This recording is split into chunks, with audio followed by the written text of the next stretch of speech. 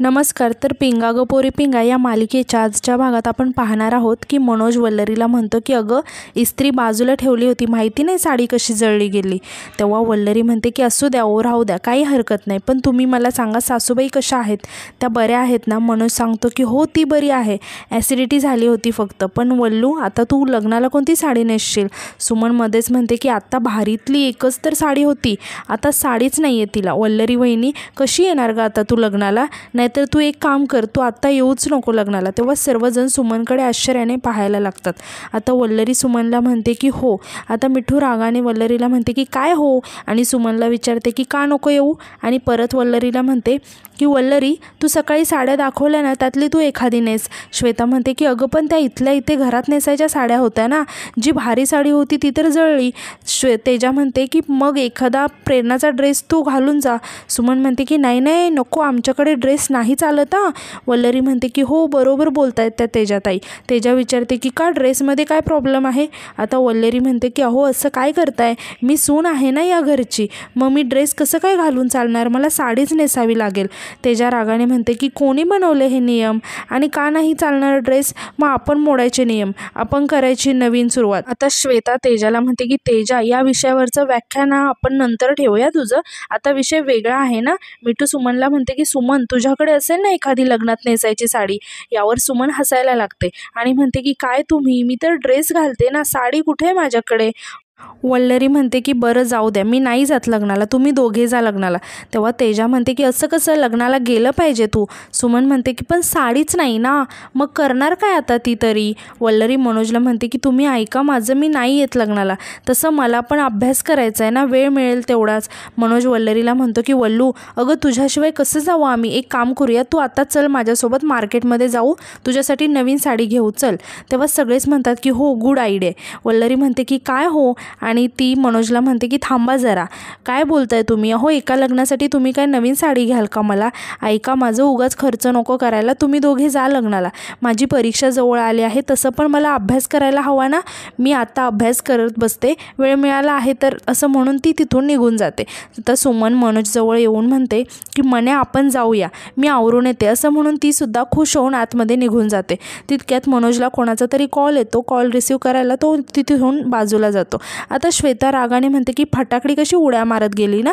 तेव्हा तेजा म्हणते की हिला ना अशी फटकवायची इच्छा होते ना, मला खात्री आहे तिनेच काहीतरी केलं असणार साडीला. मिठू म्हणते की जाऊ दे गं, खूप त्रास दिला आहे आपण तिला, एक डाव ती जिंकली तर काही फरक पडत नाही, आपण अजून एक डाव प्लॅन करूया. तेव्हा प्रेरणा टेन्शनमध्ये येऊन म्हणते की म्हणजे आता अजून काय करायचं. यावर मिठू म्हणते की जलसी, जळफळाट झाला पाहिजे तिचा चांगलाच. यानंतर आपण पाहतो की वल्लरी अभ्यास करत असते आणि सुमन लग्नाला जाण्यासाठी तयारी करत असते आणि आनंदाने गुणगुणत असते की लग्नाला जायचं. आता वल्लरीला कॉल येतो म्हणून ती तिथून बाहेर जाते. सुमनसुद्धा माझ्या बांगड्या राहिल्या आहेत असं म्हणून तिथून बांगड्या आणायला बाहेर जाते. तेव्हा खोलीमध्ये कोणी नाही हे बघून मिठू आणि तेजा तिथे येतात. तेजा म्हणते की अच्छा हा एकच चांगला ड्रेस काढून ठेवला आहे का, चला वाट लावूया याची, काल हे लोक हळद खेळले ना, मग आज आपण हळद खेळूया. मिठू म्हणते की हो असे हळदीचे डाग लावूया ना की ती फटाकडी लग्नाला गेलीच नाही पाहिजे, असं म्हणून ती ड्रेसला हळदीचे डाग लावणार. तितक्यात वल्लरी तिथे येते. आता वल्लरी मिठू आणि तेजाला बघून विचारते की मिठूताई, तेजाताई काय करताय तुम्ही. तेजा अडखळत सांगते की फेसपॅक. हा मिठू काय म्हणाली मला ही मिठू की फेसपॅक लावला की स्किन एकदम भारी होऊन जाते. तर मी तिला म्हटलं की लाव, आपल्याला काही त्यातलं कळत नाही. आणि ती वल्लरीला म्हणते की आणि तू बाहेर फोनवर बोलायला गेली होतीस ना, झालं का तुझं एवढ्यात बोलून. वल्लरी सांगते की हो ते ऑफिसमधून फोन आला होता, मला काम होतं थोडं, झालं आता परत अभ्यासाला बसते. तेजा खोटं खोटं हसत म्हणते की अभ्यासू मुलगी आहे गं तू, काम संपलं की लगेच अभ्यासाला आली आतमध्ये, आम्हाला एवढासा सुद्धा वेळ दिला नाही ना. वल्लरी आश्चर्याने विचारते की काय झालं, तुम्हाला काही हवं आहे का. तेजा म्हणते की जे हवं होतं तेच झालं नाही, हाच प्रॉब्लेम आहे. वल्लरी आश्चर्याने विचारते की म्हणजे. तेजा वैतागून म्हणते की म्हणजे वाघाचे पंजे, किती प्रश्न विचारतेस. यावर वल्लरी हसत म्हणते की तेजाताई तर कधी काय बोलतात ना, काहीच समजत नाही मला. तेजा म्हणते की हो पुण्याची आहे ना मी, अर्ध्या लोकांना नाही समजत मी काय बोलते ते. आणि ती वल्लरीला म्हणते की तू जा अभ्यास कर, बस जा. मग वल्लरी अभ्यास करायला तिथून जाते. आता तितक्यात तिथे सुमन येते आणि ती तेजा आणि मिठ्ठूला विचारते की काय हो, इकडे काय करताय. तेजा रागाने म्हणते की तू विसरली असशील, पण हे घर आमचं आहे, आम्ही कुठेही फिरू शकतो. सुमन म्हणते की काय आहे ना, मला माझे कपडे बदलायचे आहेत, ते बदलायला मदत करता का. तेजा म्हणते की फालतू गोष्टींमध्ये आम्हाला शून्य इंटरेस्ट असतो. आणि ती मिठ्ठूला म्हणते की चल गं मिठ्ठू. तेव्हा सुमन म्हणते की चला निघा. तेजा विचारते की काय काय बोलली. सुमन म्हणते की म्हणजे बाहेर चला, मी कपडे बदलते इथे असं म्हणाले. तेजा म्हणते की असंच रिस्पेक्टने बोलायचं. यानंतर आपण पाहतो की सुमन आणि मनोज लग्नाला जाण्यासाठी तयार झालेले असतात. आता सुमन मनोजला म्हणत असते की मन्यात चल पटकन, उशीर होतोय. पण मनोज वल्लरीसोबत बोलत असतो. तो वल्लरीला म्हणतो की तुला म्हटलं होतं ना की नवीन साडी घेऊया, तू पण आली असती आमच्यासोबत लग्नाला. वल्लरी म्हणते की जाऊ द्या ना, आता झालं ते झालं, पण आता तुम्ही दोघे जा लग्नाला आणि छान मजा करा. असं म्हणून ती सुमनच्या हातामध्ये एक पाकिट देते आणि म्हणते की हे मावशींना द्या आणि त्यांना माझा नमस्कार सांगा. सुमन वल्लरीला म्हणते की हो देते, पण आज मी येणार नाही बरं का. आता मावशी एवढ्या वर्षांनी भेटणार आहे तर राहीन मी आज तिच्याकडेच. मग ते दोघेही तिथून निघून जातात. वल्लरी स्वतःशीच म्हणते की यांना खूपच वाईट वाटलं आहे वाटतं, उदास होऊन गेलेत ते लग्नाला. मिठ्ठू वल्लरीला म्हणते की पण ही उदासी गायब करण्याची आयडिया आहे आमच्याकडे. श्वेता वल्लरीला म्हणते की काळजी नको करू, आपण आहे ना तुझी आणि मनोज भाऊजींची एक रोमॅन्टिक डेट प्लॅन करूया. तेजा आणि प्रेरणा म्हणतात की आम्हाला पण ही आयडिया खूप आवडली हां. प्रेरणा म्हणते की दोघांना शांत वेळ मिळाला ना एकत्र की सगळे प्रॉब्लेम आपोआप सॉल्व्ह होतील. आता वल्लरी म्हणते की ऐका, माझं असं काही करू नका, नाही म्हणजे आधीच तुम्हाला खूप त्रास होतोय सुमनताई, आणि यांच्यामुळे आता आणखीन त्रास नको व्हायला तुम्हाला. श्वेता रागाने म्हणते की तू काय वेडी झाली आहेस का, मैत्रीण म्हणते ना आपण एकमेकींना, मग मैत्रिणीमध्ये कसला आला आहे त्रास. तेजा वल्लरीला म्हणते की हो ना, ही फॉर्मॅलिटी क्वीन आहे खरंच. आणि ती मिठ्ठूला म्हणते की मिठ्ठू तू बोल. मिठ्ठू सांगते की आपण ना बाहेर जायचं, उशिरा जायचं, मज्जा करायची, म्हणजे या दोघांना एकांत मिळेल. आता वल्लरी लाजत म्हणते की काय बोलताय तुम्ही, खरंच नको. प्रेरणा म्हणते की काय गं वल्लरी तू, आता आम्ही स्वतःहून म्हणतो आहे ना, मग तू कशाला संकोच करते, आम्ही बोलतोय ना तसंच होणार. श्वेता म्हणते की तेच ते, हे बघ एकदा मनोज भाऊजी गावाला गेले ना की व्हॅलेंटाईन डे सुद्धा साजरा करता येणार नाही तुम्हाला. मिठ्ठू हसत म्हणते की जा सिमरन जा, जी ले अपनी जिंदगी. तेव्हा तेजा म्हणते की सिमरन नाही जात, आपण जायचं आहे. असं म्हणून ते सगळेजण हसायला लागतात.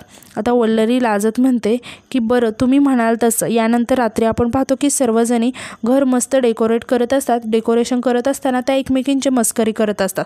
श्वेता म्हणते की मला वल्लरी आणि मनोज भाऊजींसाठी घर डेकोरेट करताना ना माझ्या अनिमेषचीच आठवण येते आहे. मिठ्ठू म्हणते की येणारच ना, आणि परत तिला काहीतरी आठवतं आणि म्हणते की आपण ना काय करूया, आपण मस्त म्युझिक लावूया आणि या दोघांना डान्स करायला लावूया. वल्लरी आश्चर्याने विचारते की डान्स. तेव्हा मिठ्ठू म्हणते की मी दाखवते थांब. असं म्हणून ती श्वेताला बोलावते आणि त्या दोघीही डान्स करून दाखवतात. प्रेरणा त्या दोघींना म्हणते की झालं का तुमचं, आता वल्लरीला आवरू दे आणि बाकीची कामं करायची नाही आहेत का आपल्याला. मिठ्ठू म्हणते की तू काळजी नको करूस, आज वल्लरीचा मेकअप मी करणार आहे. मनोज जिजू बघ कसे घायल होतात. तेव्हा श्वेता म्हणते की म्हणजे तू साड्यांचं काय करणार आहेस, नेहमी साड्यांपैकी काही नेसायचं नाही, चांगली साडी नेस. प्रेरणा म्हणते की श्वेता आपली वल्लरी कधीही सुंदरच दिसते. आणि ती वल्लरीला म्हणते की तुला पाहिजे ते घाल गं तू. असं म्हणून प्रेरणा आतमध्ये जाते. आता ती आतमध्ये जाऊन तिचा मोबाईल बघते तर अजितचा मेसेज आलेला असतो की प्रेरणा खरंच मी तुझी मनापासून माफी मागतो, शेवटची संधी दे मला एक प्लीज. असं मेसेज बघून प्रेरणा थोडीशी विचारात पडते. तर बाहेर श्वेता, मिठ्ठू आणि तेजा वल्लरीची मस्करी करत असतात. आता तितक्यात त्यांचं लक्ष प्रेरणाकडे जातं. वल्लरी म्हणते की यांना काय झालं, या अशा अचानक शांत का झाल्यात. तेजा म्हणते की त्या दोघांपैकी ना कोणाचा तरी मेसेज आला असणार, बाकी काय. मिठ्ठू म्हणते की बाहेर गेलो ना तर त्या प्रेरणादीच्या मूडचं काहीतरी केलं पाहिजे यार. तेजा म्हणते की आपण ना बाहेर गेल्यावर तिला पाणीपुरी खायला घालूया का, तिला आवडते ना. श्वेता म्हणते की हो, आणि त्यानंतर कोकोनट आईस्क्रीम तिला आवडतं ना. वल्लरी म्हणते की ऐका ना मी काय म्हणते, प्रेरणाताईंचा मूड जर नसेल तर आपण हा प्लॅन कॅन्सल करूया का. तेव्हा सगळे तिच्यावर खूप चिडतात आणि म्हणतात की आम्ही बघून घेतो, काही कॅन्सल वगैरे होणार नाही आहे. आता यानंतर आपण पाहतो की वल्लरी मनोजची वाट पाहत असते. आता तितक्यात डोरबेल वाजते. वल्लरी खूप खुश होते आणि स्वतःशीच म्हणते की हे आले वाटतं, आणि ती जाऊन दरवाजा उघडते. तर समोर सुमन असते आणि ती खूप रडत असते आणि ती येऊन रडत वल्लरीला मिठी मारते आणि वल्लरी सुमनला बघून खूप घाबरून जाते आणि म्हणते की सुमनताई तुम्ही. सुमन खूपच रडायला लागते आणि ती काहीतरी सांगण्याचा प्रयत्न करत असते. आता वल्लरीचं लक्ष सुमनच्या कपड्यांकडे जातं तर सुमनचे सर्व कपडे फाटलेले असतात. वल्लरी खूपच घाबरलेली असते आणि ती सुद्धा रडायला लागते आणि घाबरून म्हणते की सुमनताई काय झाले तुम्हाला, तुम्ही आधी आत या बघू. असं म्हणून ती सुमनला आतमध्ये घेऊन येते आणि सुमनला बसायला सांगते आणि म्हणते की हे तुमच्यासोबत काय झाले, कुणी केलं तुमच्यासोबत, हे तुमचे कपडे का फाटलेत. आणि ती खूप रडायला लागते. सुमनसुद्धा खूप रडत असते. आता वल्लरी सुमनला म्हणते की तुम्ही आधी शांत व्हा बघू आणि म्हणते की मला सांगा काय घडले तुमच्यासोबत. आणि ती थोडा विचार करत म्हणते की यांना फोन करायला हवा ना. असं म्हणून ती मनोजला फोन करायला लागते. मात्र मनोज फोन उचलत नाही. वल्लरी खूपच चिडते आणि ओरडून म्हणते की फोन का नाही उचलत आहे हे. आणि ती खूप घाबरलेली असते आणि रडतसुद्धा असते. तर दुसरीकडे आपण पाहतो की श्वेता, मिठू, तेजा आणि प्रेरणा रिक्षाची वाट पाहत असतात आणि त्या चौघीही खूपच वैतागलेल्या असतात की एकही रिक्षा येत नाही. म्हणून तितक्यात प्रेरणाला वल्लरीचा फोन येतो. आता प्रेरणा खुश होऊन म्हणते की वल्लरीचा फोन आला आहे. तेव्हा सर्वजण म्हणतात की स्पीकरवर टाक. प्रेरणा वल्लरीचा फोन स्पीकरवर टाकते आणि तिला विचारायला लागते की काय गं वल्लरी. तेव्हा वल्लरी खूप रडायला लागते. प्रेरणा वल्लरीला म्हणते की काय गं वल्लरी, आमच्याशिवाय करमत नाही का तुला. मिठूसुद्धा म्हणते की काय गं वल्लरी, एवढी आठवण येते का गं आमची तुला. तेव्हा वल्लरी खूप रडायला लागते आणि चिडत म्हणते की प्रेरणाताई तुम्ही आधी माझं ऐकून तरी घ्या. तेव्हा सर्वजण खूप घाबरतात आणि विचारायला लागतात की काय गं काय झालंय. तेव्हा वल्लरी प्रेरणाला आणि सगळ्यांना घडलेला सर्व प्रकार सांगायला लागते आणि म्हणते की तुम्ही आत्ताच्या आत्ता निघून या. तेव्हा प्रेरणा सर्वांना म्हणते की चला गं चला लवकर जाऊया, चला बघूया की काय होतं ते. इकडे वल्लरी सुमनला म्हणत असते की सुमनताई उठा बघू, उठा डोळे उघडा आणि हे कुठे होते सांगा मला, हे कुठे होते. तेव्हा सुमन म्हणते की मनोजने. तेव्हा वल्लरी घाबरून विचारते की मनोजने. आता सुमन घडलेला सर्व प्रकार सांगायला लागते आणि सांगते की हे सर्व मनोजने केलं आहे. तेव्हा वल्लरी खूप शॉक होते. आता सुमन रडत सांगायला लागते की मन्याला पोलीस घेऊन गेलेत. वल्लरीला खूप मोठा धक्का बसलेला असतो आणि तिला काहीच समजत नाही. ती खूप शॉक होऊन सुमनकडे बघत असते आणि आजचा भाग इथेच संपतो. धन्यवाद.